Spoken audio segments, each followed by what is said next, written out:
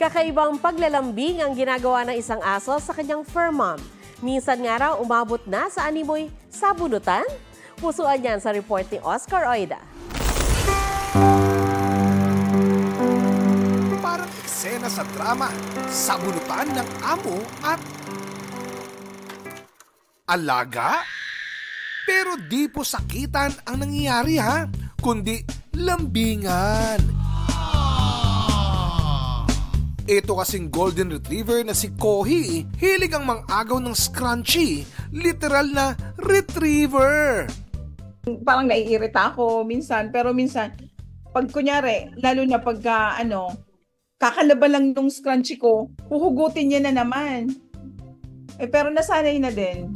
Kwento ng amo niyang si Sonia, di niya rin mawari kung bakit ang hilig nitong alaga ay mang-agaw ng pantali sa buhok. Hanggang sa ang everyday struggle with Kohi, tila naging larong tug of war ng ponytail na. Naisipan tuloy niyang i-compile ang mga moments nila hanggang nang i-upload. Viral ang modus ng alaga. Ayan katulad yan. May nakita na naman siya. Malambing po kasi ito Sobrang lambing niya. Oscar Oida, nagbabalita para sa GMA Integrated News. Huwag magpahuli sa mga balitang dapat ninyong malaman. Mag-subscribe sa GMA Integrated News sa YouTube. Sa mga kapuso abroad, subaybayan nyo kami sa GMA Pinoy TV at sa www.gmanews.tv.